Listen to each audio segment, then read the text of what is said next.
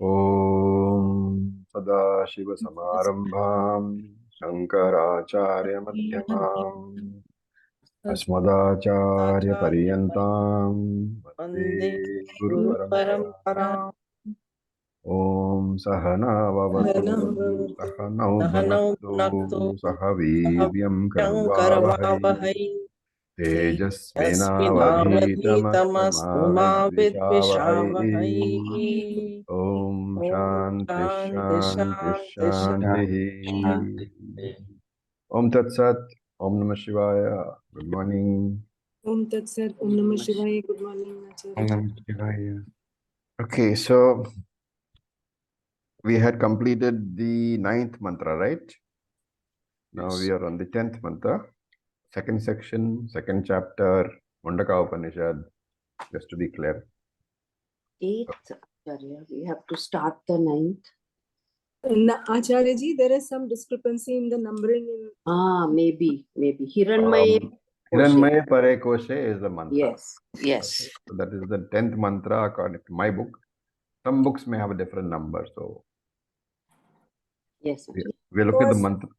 Because that one, that Pratishtite Anne Hridayam, that was counted as 7th in this book. Yes. Some mantra must have been combined, that means, right? Correct. Yes. Okay, so no problem. So the numberings don't really matter. Look at the mantra starting Hiranyamaya. So Hiranyamaya Pare Koshe. Hiranyamaya Pare Koshe. Virajam Brahma Nishkalam. Virajam Brahma Nishkalam. Tatshubhram Jyotisham Jyotihi. Tatshubhram Jyotisham Jyotihi. Tadyadatma Vido Viduhu.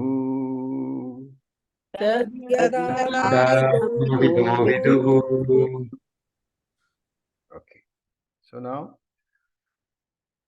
we are looking at what is actually another Mahavakyam. A Mahavakyam, as you know, is any statement in the Veda which gives you the Aikyam, the oneness of Brahman and Jiva. Right. So I'll just mute you all. Somebody has unmuted themselves.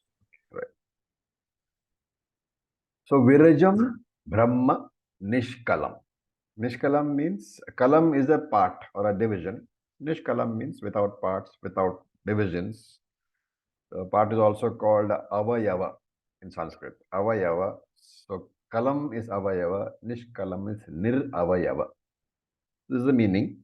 Whatever has got avayavams, parts, kalams, it is a product. Remember that. Any product has always got parts. Any karyam has always got parts. And whatever has got parts is subject to destruction. Therefore, karyam is anityam, is subject to destruction. And that's why it's called Nishkalam. Nishkalam. It has got parts. This Brahman has got no parts. Because parts, if you have, you are subject to destruction. This Brahman is eternal. So, Yasmat Tat Nishkalam. It has no parts at all. And Virajam. So, Virajam literally is Virajam. Vinarajam. Free of Rajas. So Shankara gives it a bit of an expansion. He says you should add things like avidya, then rajaha, that is rajas, and all mala also. Any mala which you can think of, kartrutvam, bhoktrutvam, raga, dvesha, any impurity is free. And therefore virajam means free of all impurities, which are born from what? Any impurity is born from avidya only. Therefore, Virajam means Ashesha Avidyadi Doshaha Varjitam. Free of any kind of, Ashesha means completely free.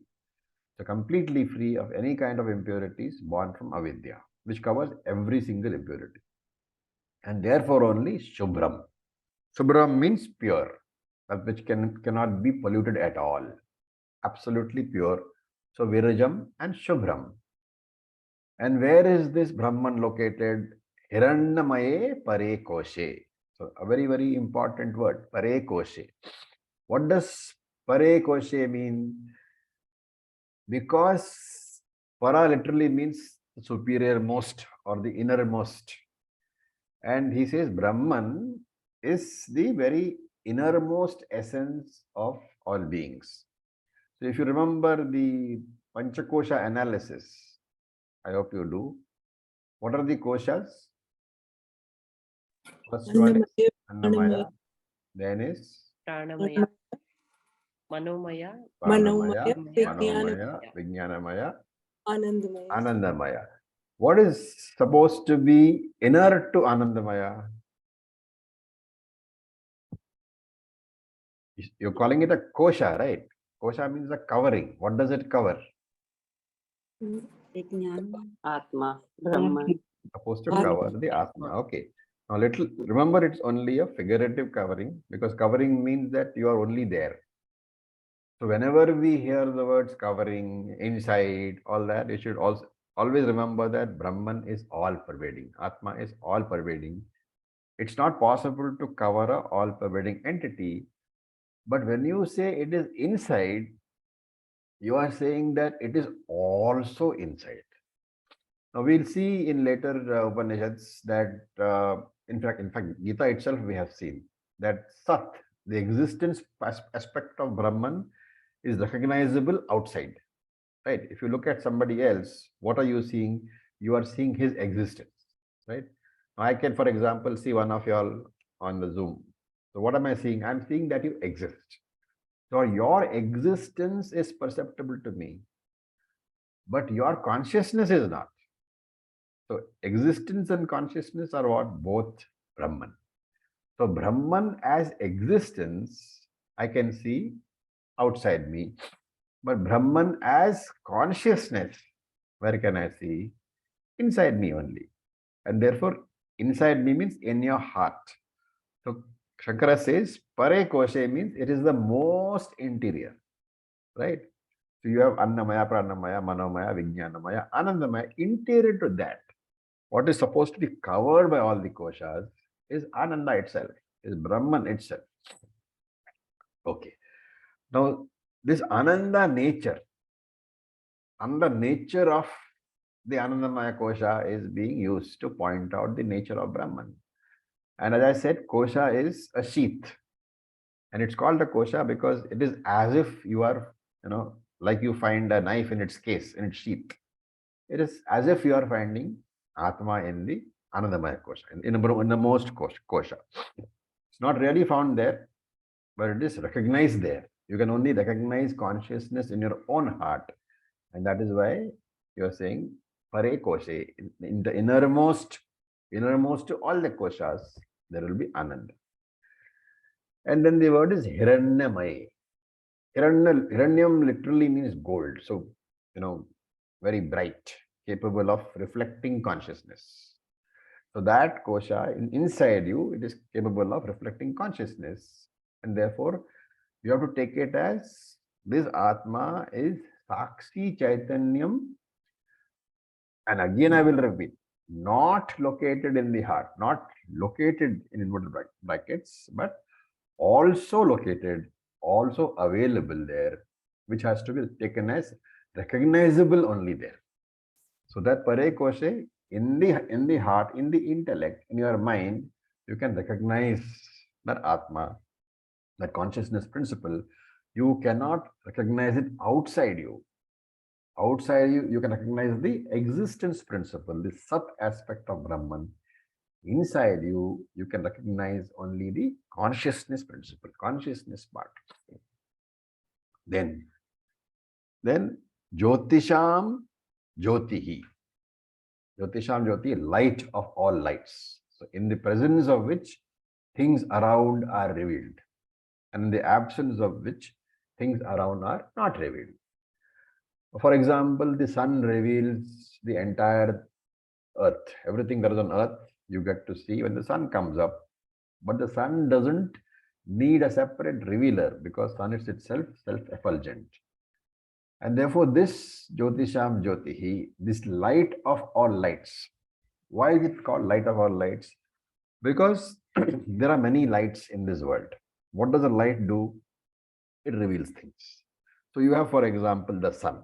The sun reveals the world. You have the moon at night. Now, again, we have to be very careful. Moon is nothing but light reflected off the sun. But for the purpose of this discussion, we are taking moon as an independent light, not a self-effulgent, as a self-effulgent entity. So it reveals things to you in the night. Similarly, stars also are lights. So anything which is a light which you can see, that is the meaning here of Jyoti, right? So, but all these lights which can reveal the entire world to you, that light you can see how you can see the sun, you can see the moon, you can see the stars. How? Because of your sense organs.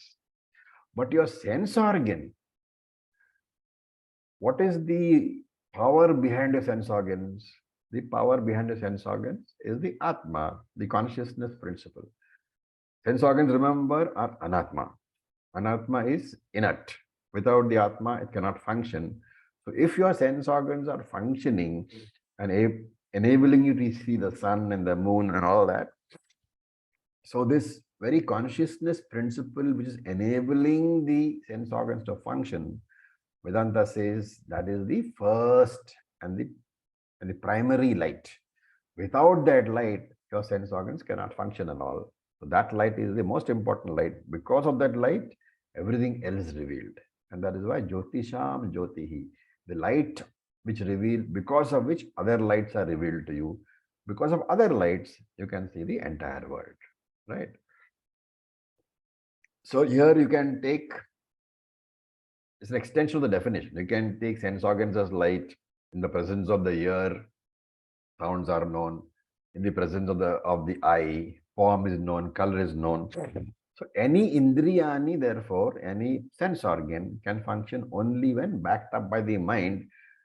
So extending this argument, the mind can also be called a light. Okay, anything, Jyoti here is anything which reveals. What reveals the sense organs to you? The mind. What reveals the world to you? Sense organs. What reveals the mind to you? The mind again is Anatma only. But the mind is revealed to you because of the consciousness principle. And that consciousness principle is self-revealing. It doesn't need any other light to reveal itself. And therefore, Jyotisham Jyoti, the light which is the basis for all other lights. The light which is the revealer of all other lights. So Jyoti is taken as a synonym for the self-revealing Atma, a Lakshanam, as we call it in Sanskrit. It's a Lakshanam for the self-revealing Brahman. Then, Yat Atmavedo Viduhu. Yat Atmavedaha Tat Viduhu. Those, Yat Atmavedaha, those who know this Atma.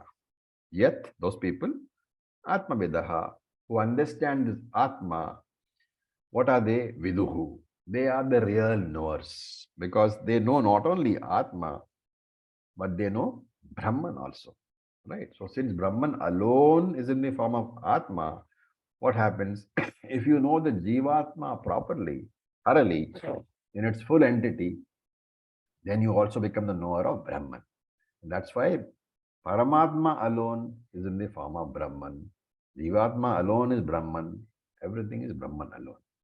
And once you appreciate that anything which is known because of this consciousness principle, once you know that there is no Ishvara other than Brahman, once you know there is no Jiva other than Brahman, there is no Jagat other than Brahman, everything will be Brahman alone.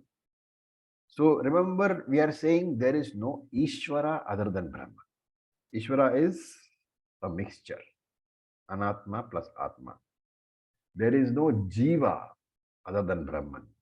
Jiva is a mixture, Anatma plus Atma. And therefore, everything is Brahmaneva, only Brahman is there. Now, the word Viduhu, normally we take it as what? The person who knows. Shankara gives a very interesting explanation of this word Viduhu. So he says, Viduhu the words he uses. Atma pratyaya anusarinaha. So Atma pratyaya means what? Atma is I. Pratyaya is what?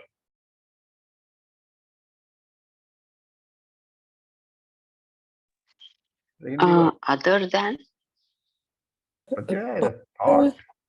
It's a Oh, vritti. okay. So Atma pratyaya means I thought. Atma is not Satchidananda Atma over here. Atma is I, me. So Atma pratyaya, I thought, anusarinaha. Who is a anusari? The one who follows. And therefore the person who follows the I thought is called Vidu. Atma pratyaya anusarinaha. The person who follows the I thought, who is committed to contemplating on the I thought, Atma pratyaya, that person alone is Viduhu. That's a very interesting explanation. Why does he say that? What are the components of the I thought?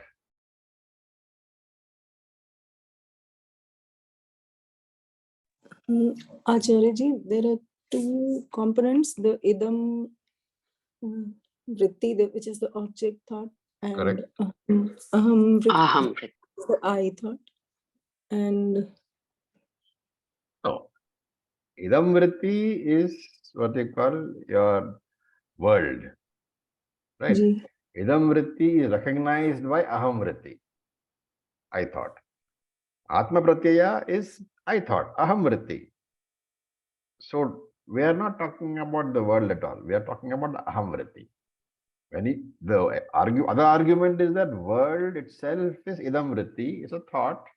That thought is recognized because of the presence of the I thought. I am, therefore I know the world is. Right? So here we are not talking about the idam vritti, we are talking about atma pratyaya, I thought. What is the component of the I thought? It's actually pretty simple. Atma, anatma, ahankara, the and original, the Brahman aspect of it, apart from the vritti, which is jada. Okay, which is the vritti? Which, no, I didn't get the question, Acharya. I'm saying idam atma vritti, Yes. the I thought has got two components. You said one is the vritti. Yes. What is the vritti? What is the form of the vritti? That ahankara not No, as what is the the form? What is actual vritti? A thought in the mind, a disturbance, which is jada. No, you are saying I thought. What is the vritti? aham brahmasmi. I vritti about I am. I am. Oh, yes. Why do you forget these things? I am is the I Yes. thought. Yes, Acharya. Right? Yes. What is the component of that I am? There is I am, which is a thought. Yes. How do you know the thought is there? Because Brahman is there. Atma is Yes. there. And therefore there are two aspects. You were right. Anatma plus Atma is the, but you have to Yeah. break it down. The I Right. am is the Anatma part. The consciousness part which reveals to you that I am, that is Atma. Right?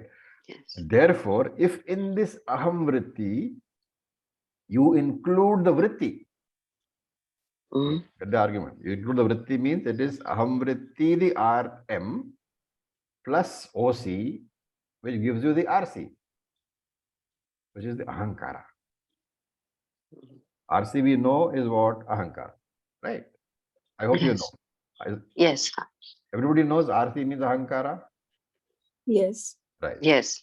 So what is that RC consists of? It consists of the I thought, which is I am thought, which is jada, which is matter.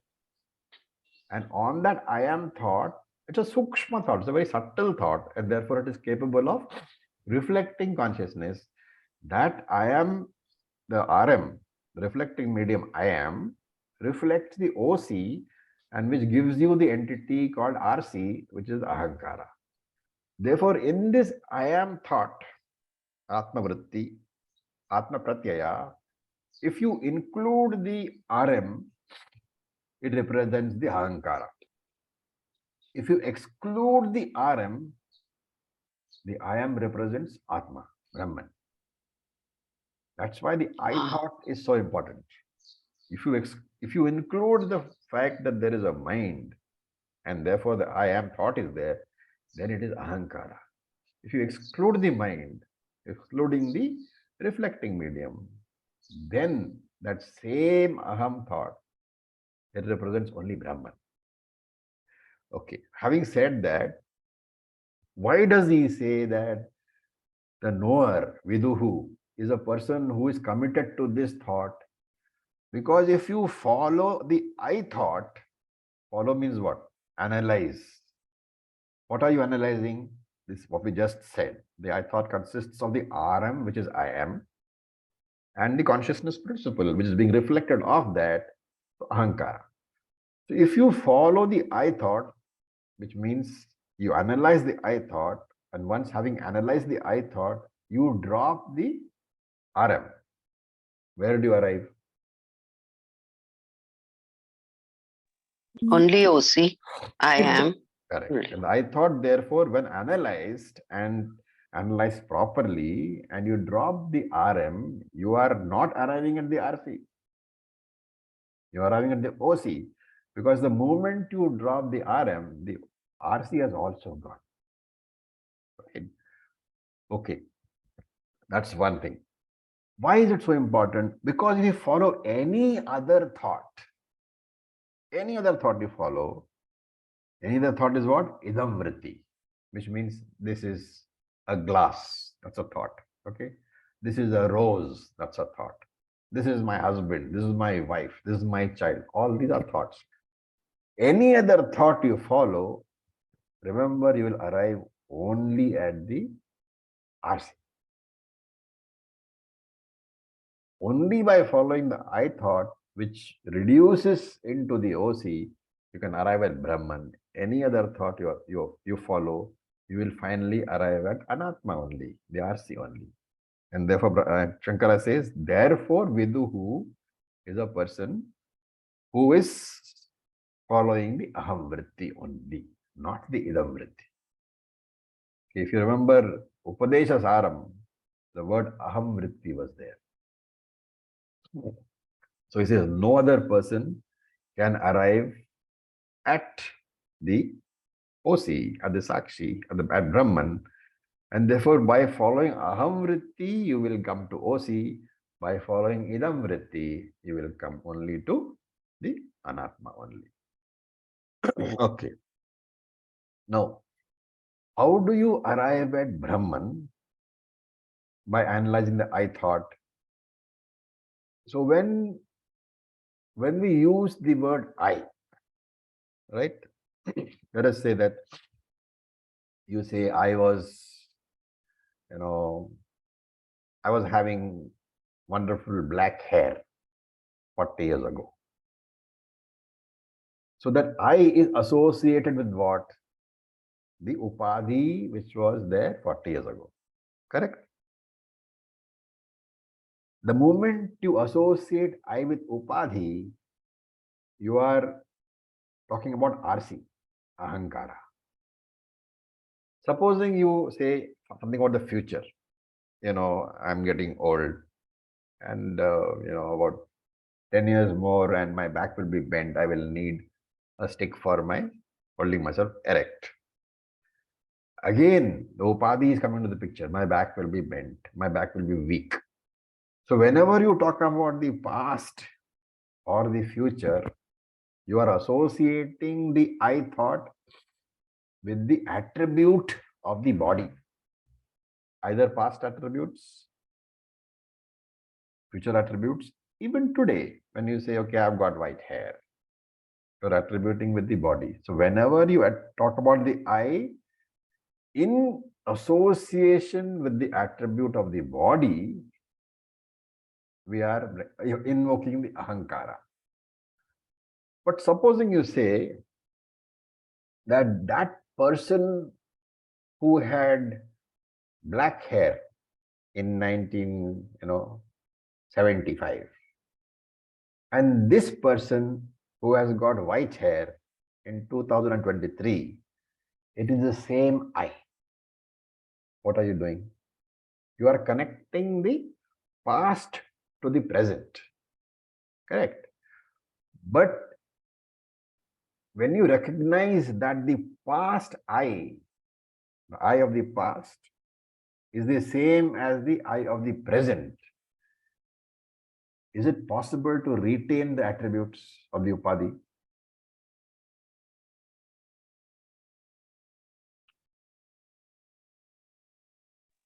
No, we are only talking about the That's Brahman aspect, which was there in the past and which is in the No, present. don't bring Brahman into this. You are talking That's about Okay, I. the without You are saying I I was there in without the the past. upadhi. Yes, so you are I without the upadhi. What is I without upadhi? OC. Oh, witness consciousness, the Yeah. sakshi. Yeah. is the Yeah. consciousness. Remember, so Yes. whenever you talk about connecting you from the past with you in the present, you are dropping the attributes. The moment you Yes. drop the attributes, you are the sakshi.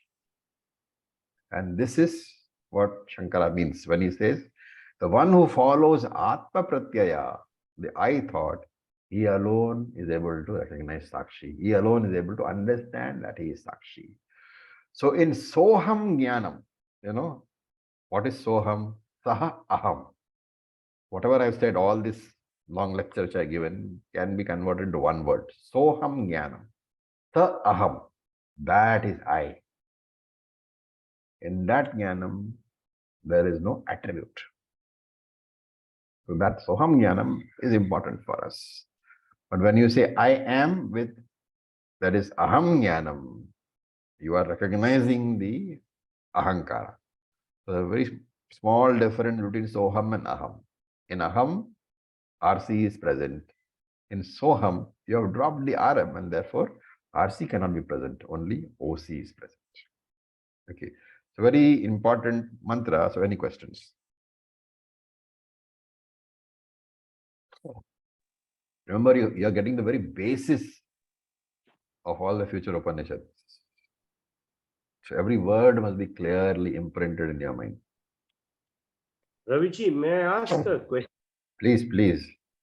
See, sometime back, there has been a repetition that OC, that is the Atma or Brahman consciousness, cannot be recognized outside. Correct. Except in its consciousness aspect. Yeah, But in its not, yeah. The recognition can take place by perception or by inference. Both are acceptable and equally strong pramanams.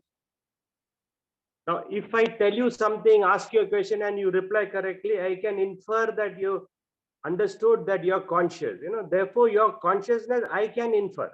Agreed. But your inference is always, inference, remember, is a pramanam dependent upon perception. Right?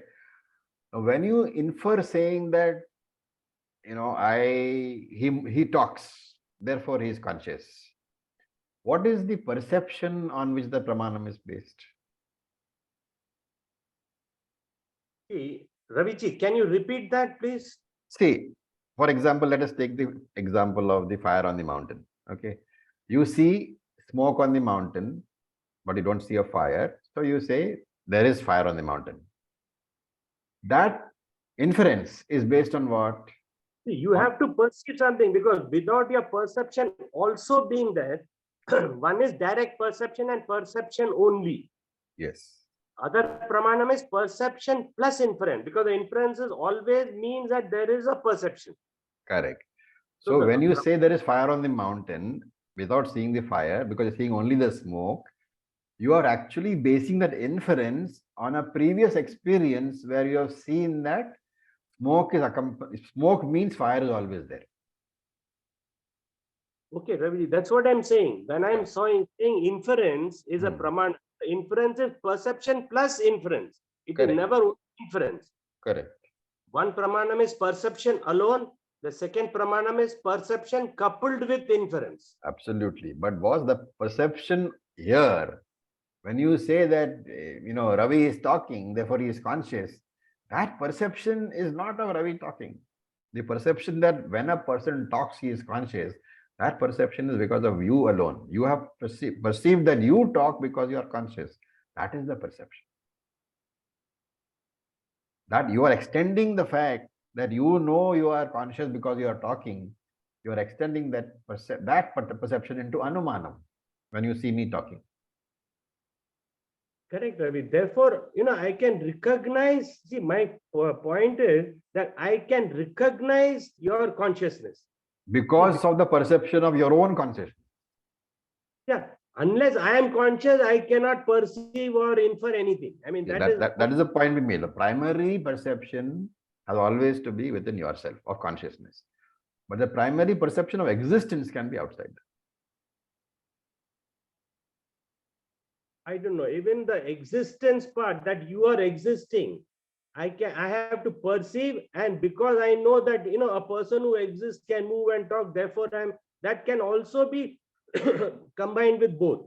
So you need consciousness also for me. I need consciousness also for me to perceive that you exist. Without my consciousness, suppose I'm lying unconscious on a table, I don't know anything about anything. Obviously, I mean, without consciousness, you cannot perceive anything. But the Yeah. point is, when you look at a dead body, you don't perceive consciousness there, do you? Because No. Sukha Shriram is not there. Yeah, the question is not about perceiving in a dead. Question is whether I can recognize consciousness outside.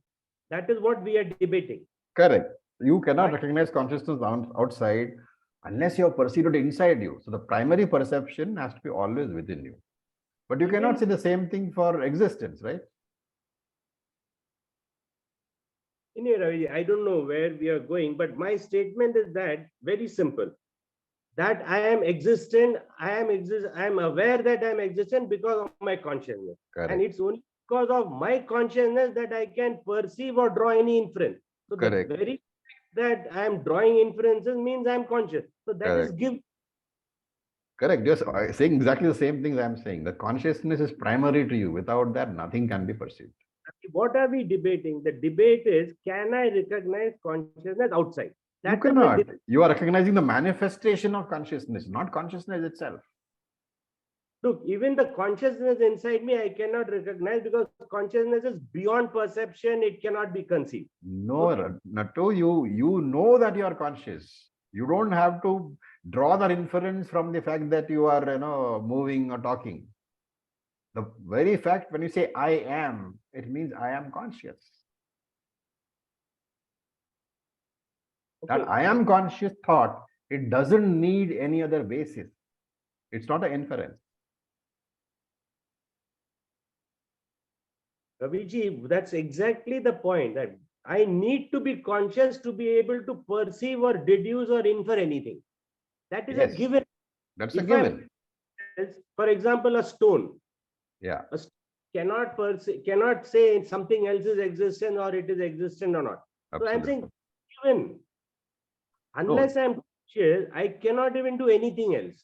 Absolutely. I am not debating that. What I am saying is, I am debating your statement that you can perceive consciousness outside as a primary thing. You cannot. You can only deduce that because of a manifestation of consciousness in that person.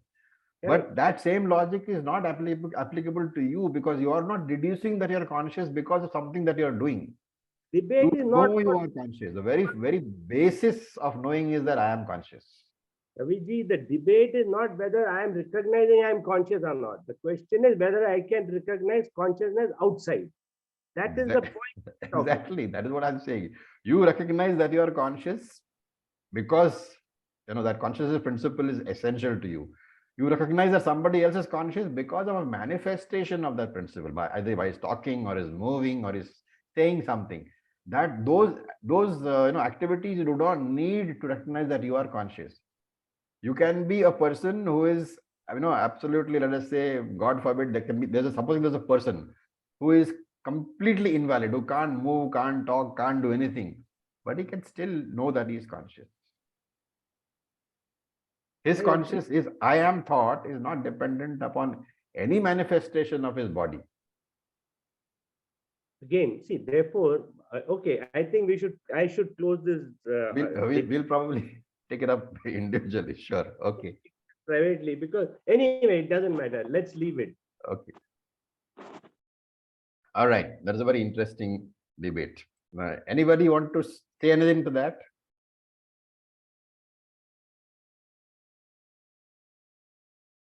Sir, one observation, I may be very basic in what I'm saying, is that Sat uses usually the external pramanam like eyes and all to know that something is existing. While our consciousness does not use those pramanam, it's a different kind of uh, assessment or perceiving about consciousness. We have to think about ourselves conscious, we can't see it. While Sat can be perceived, can be use something like that. Does it make any sense? That's my train of thought. It's not anything. Well, we'll park that because this Yeah. argument will go on forever. Right, Okay. right. Okay, let's Okay. look at the next mantra, the 11th mantra. It's a very famous mantra, especially for people who have done TTC. So let's chant it. Na tatra suryo bhati na chandra tarakam. न न तत्र तत्र सूर्यो भाति न चंद्र तारकम् Nema vidyuto bhanti kutoyam agnihi. नेमा विद्युतो भान्ति कुतोऽयम् अग्निः Tameva bhantamanubhati sarvam. तमेव भान्ति अनुभाति सर्वम् Tasya bhasa sarvamidam vibhati. तस्य भासा सर्वमिदं विभाति. So in case you've forgotten it, where did it come in the TTC? Arthi, In the Aarti. Okay. end of the Arthi. End of the Aarti. So it's a very famous mantra. You chant this when you are actually waving the lamp. Okay. So we talked about Jyotisham Jyotihi. That Atma is self-revealing. It requires no other light to reveal it. And therefore, this mantra lists out all sort of lights. Na tatra suryo bhatihi. That Surya is also doesn't shine there. So it's literal meaning of na tatra suryo bhati is where the Atma is na tatra suryo bhati. The sun doesn't shine there, which means that the sun cannot illumine the Atma, does not reveal the Atma. In other words, what? The sun itself is dependent upon Atma for its existence, because without Brahman or without Atma, without consciousness, you cannot see the sun. Similarly, na Chandra Tarakam, neither the moon nor the stars, they can reveal anything. They themselves are dependent upon Atma for their revelation. And name na ime vidyuto bhantihi. Nor does this lightning. The lightning also does not reveal anything. It requires the Atma to see it. And the sun itself requires Atma to be seen. And therefore, when you say, the sun reveals the Atma, it's like saying the moonlight can reveal the sun. It cannot, because the sunlight itself is reflected of the moon. How can that moonlight reveal the sun? And therefore, if you say that the sun can reveal the Atma, the sun itself is revealed because of the Atma. How can the revealer be revealed by the revealed? Okay, so how can the sun reveal the Atma? And therefore it says, Kutaha ayam Agni. How can this Agni? Now this Agni is what? This Agni is the light, the flame of the candle, of the diya, which you are doing the Aarti with. That is why it's used during the Aarti. How can this Agni, this light of the diya, how can this light reveal that Atma? So it's basically laughing at our own foolishness. The brightest of all brights, like sun and the moon, etc., cannot reveal the Atma. And here I am waving this light at the diya's light and saying that it can reveal it. So none of these external fires can reveal the Atma. The sense organs cannot reveal the Atma. Sense organs also are Jyotihi, remember. The mind, which is also Jyotihi, cannot reveal the Atma. In short, any instrument of knowledge, any pramanam will fail to reveal the Atma. And this we saw in Bhagavad Gita, aprameya, sarva pramanam agochara, not capable of being revealed or grasped by any praman. And therefore, the basic idea is being conveyed. The revealing source can never be revealed by the revealed item. So Atma is not to be known as an object revealed by any pramanam. Then how is Atma to be known? It is to be understood as the very subject using the praman. So behind everything, I am the ultimate light. And that is why in Sushupti, even when the reflecting medium, the mind, has resolved, I don't go away. I am still present as pure consciousness. But the mind is inactive. And therefore, I bless the mind. But the inactive mind is not able to be activated because of my power. An inactive mind cannot activate the sense organs. Therefore, the world is resolved for me during that period. Without the mind, there is no world for me. And in Sushupti Avastha, we're talking about, not about Swapna Avastha, because Swapna Avastha, you will have Swapna Prapancha, the dream world will be there. But during the dreamless sleep, when the mind is resolved, there is no world for you. Of course, when the sleep is over, what happens? People say, I wake up. But Shastra says, no. When Sushupti is over, the mind wakes up. You do not wake up, you do not sleep. Because you are the consciousness principle. That's why you say, I just am. So this consciousness principle, which I am, the moment the mind wakes up, the mind is capable of borrowing the consciousness from me. And from the mind, sense organs borrows the consciousness. And the conscious and awake sense organs reveal to my mind the world. They don't reveal to me, they reveal to my mind.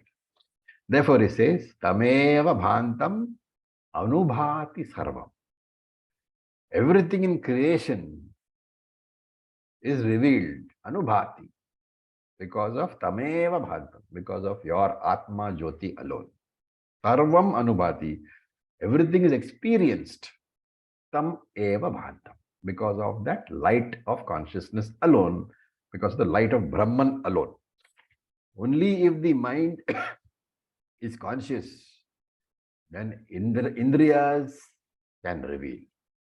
Only if the Indriyas are conscious, then objects can be revealed. So if the mind is conscious, the tongue can taste. If the tongue is conscious, the ice cream can be tasted. So Tameva Bhantam Anubhati Sarvam. When does the mind become conscious? Only when Atma is conscious. When is Atma conscious? All the time. And therefore, the Anubhati, Anu literally means to follow in sequence. Anubhati is applicable for everything, the mind, the Indriyas, excepting for the Atma. Atma Bhati, but Atma, there is no Anubhati for the Atma. And therefore, Tasya Bhasa Sarvam Idam Vibhati. Tasya Bhasa, by the light of the consciousness of Atma alone, by my light alone, Idam Sarvam Vibhati, the entire world is illumined. Because the very same Brahman, Shankara says very nicely over here, that same Brahman is the cause of the illumination. But don't forget, the same Brahman is also the illuminated as different forms. Something which we should never forget. That Brahman is also the one who reveals. Brahman is also the one who is revealed. So Brahman as the consciousness principle reveals. Brahman as the existence principle is revealed. And from this alone, you have to understand that Brahman is self-revealing nature. Right? And Shankara says, you must be very careful about saying that sun reveals Brahman. Because if you are saying that sun reveals Brahman, then you are saying the existence of Brahman will be revealed by the sun.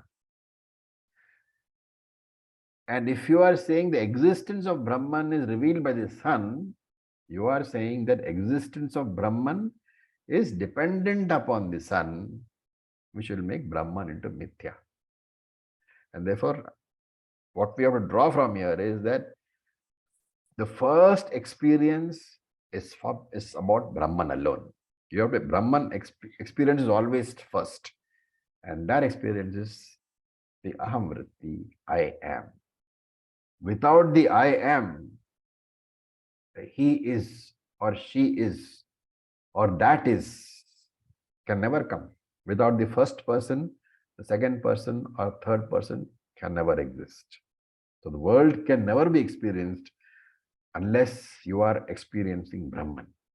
And therefore, Shankara uses Saguna Brahman and Nirguna Brahman very interchangeably in all his bhashyams. It's a the purpose is very clear to show that ultimately there is no difference at all. So this is a good time to remember the 5 features of consciousness.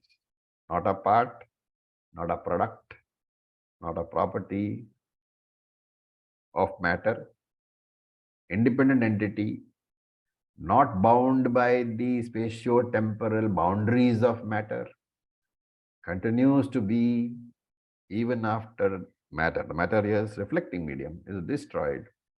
And once the reflecting medium is destroyed, the surviving consciousness cannot be recognized. So this is another part of it. And it's always easy to remember these 5 properties or attributes to understand what we are talking about. Remember, these attributes can be extended to Ananda also, to existence also. Okay.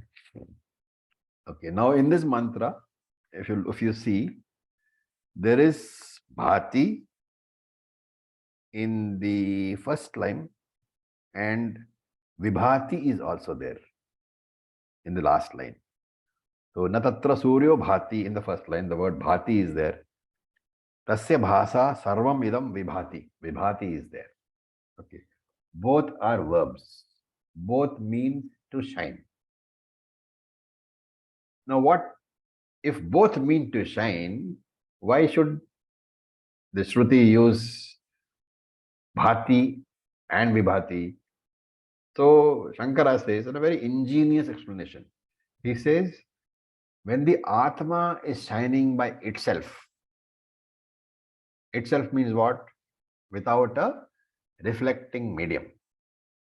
Means as OC, when you are understanding Atma, that is Bhati.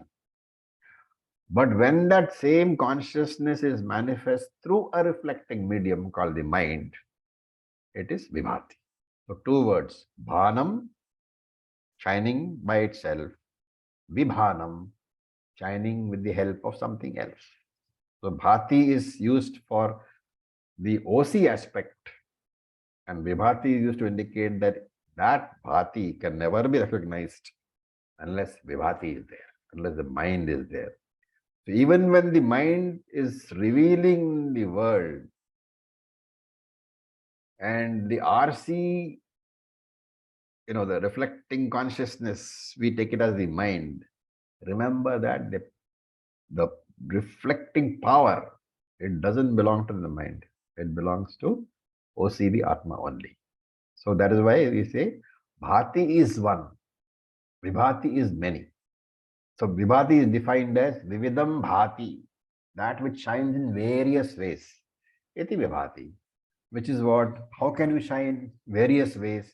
Vividam Bhati means shines in various ways, various forms.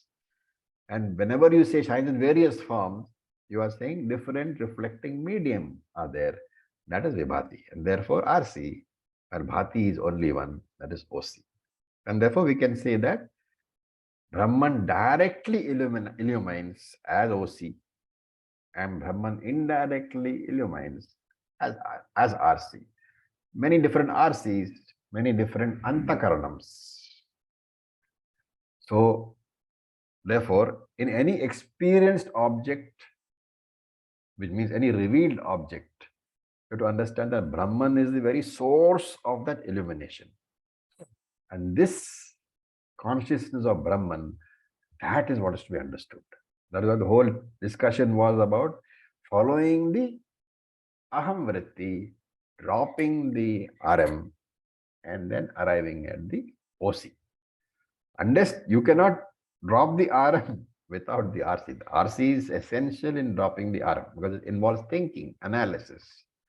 But once having dropped the RM, what is left You have to understand as the OC. The problem is that even in that understanding of the OC, the RC is there.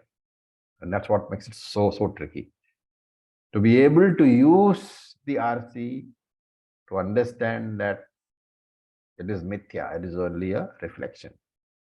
And yet, without that RC, without the mind, you cannot do any of these things. That's why Vedanta becomes so difficult to understand, even though the concept is very simple. But it requires, repeated exposures before this, your intellect begins to accept this idea. There, yes, OC is there. Because remember that you are RC. And by accepting that you're OC, you are actually committing harakiri. June will tell you what harakiri is. Okay. With this, we'll stop. Any questions?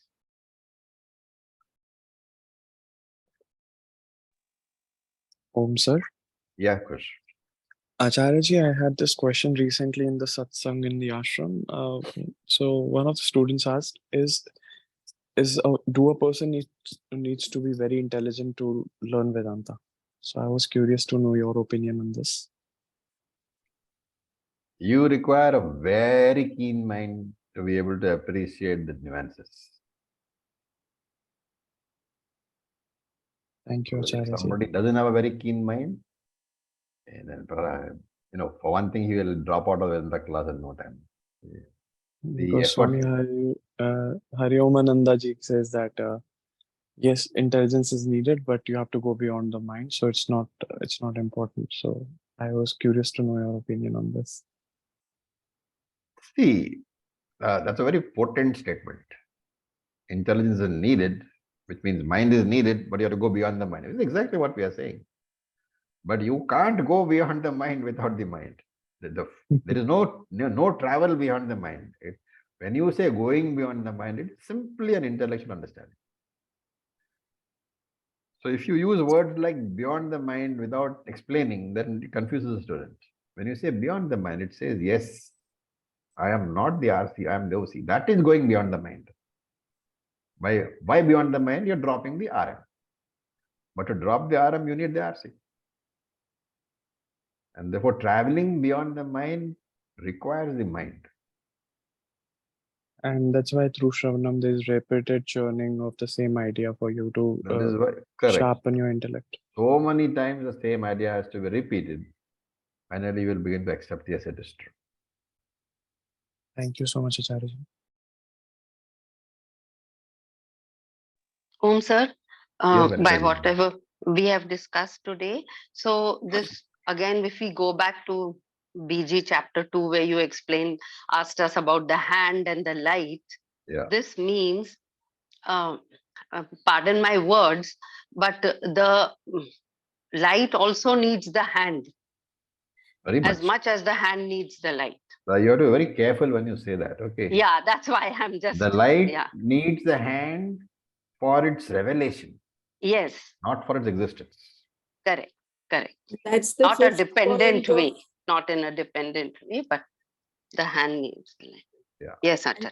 Yeah. And Acharya, that is the 5th point of the 5 features of Atma, which you always do. Yes. It needs a body for reflection. Yes. Without the reflecting medium, you cannot recognize it. Recognize is the key word, not existence. Correct. Okay, with this we'll stop for today. Thank you for your patience. Om Purnamadav Purnamidam Purnat Purnamudachyate Purnasya Purnamadaya Purnam Eva Vasishyate. Om Shanti Shanti Shanti. Om Tat Sat. Om Namah Shivaya. Thank you for your patience. Thank you, Acharya. Acharya.